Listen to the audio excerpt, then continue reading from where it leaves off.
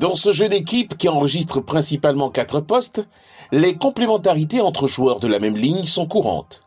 Que ce soit un duo ou bien plus, cette relation impacte grandement la prestation collective.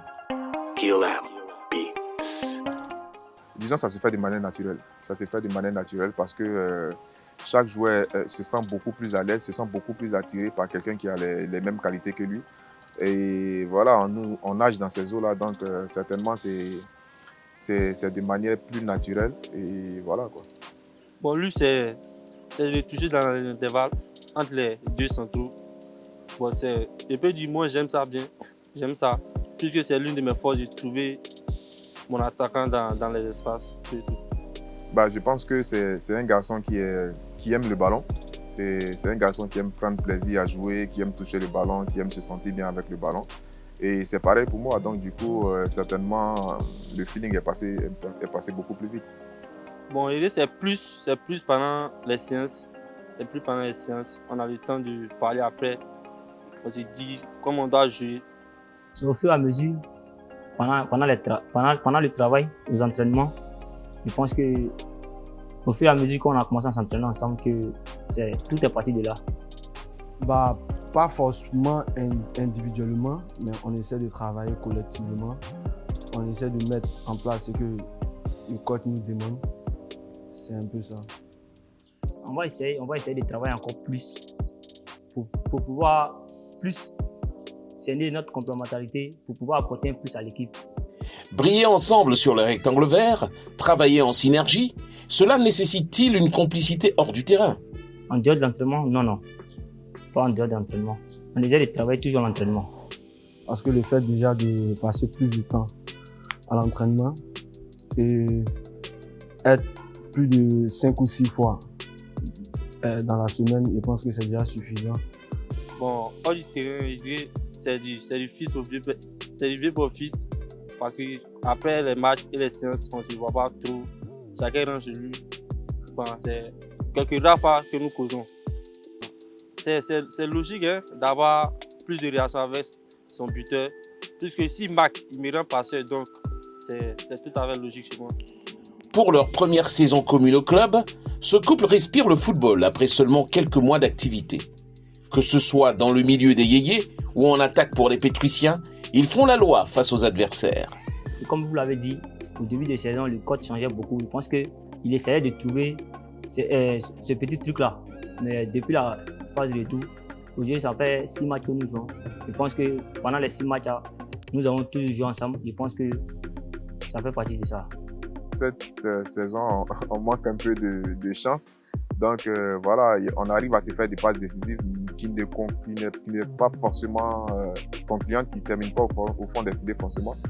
Mais avec un peu de chance, je crois que ça sera beaucoup plus visible.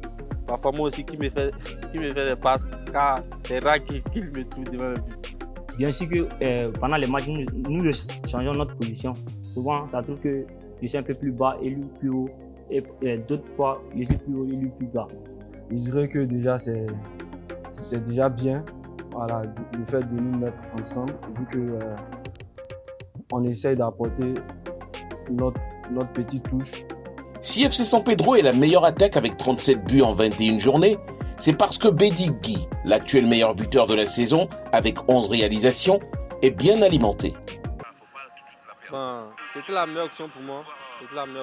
Vu que le défenseur était un peu loin et lui il a fait sa course à l'opposé. Donc la louche était la meilleure option pour moi.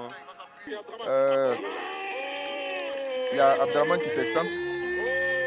Et dès l'instant qu'il s'excentre, c'est sûr que le ballon devait venir au premier poteau. Mais là, il y avait de la densité.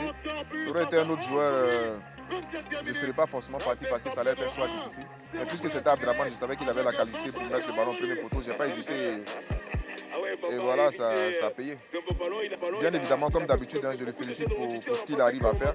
En même temps, je lui demande de faire encore plus parce que je sais qu'il est capable de faire de très bonnes choses. Donc voilà, on ne s'attarde pas forcément là-dessus parce qu'après une action, après un but, on pense directement à faire encore plus, encore mieux. Donc juste une petite félicitation et puis après on passe à autre chose.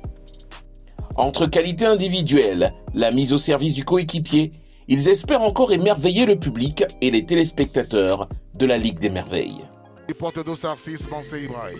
Oui, très bon joueur, un joueur très influent pour son équipe, bon milieu de terrain, bon récupérateur, il sait se projeter, il a une belle frappe, il peut marquer.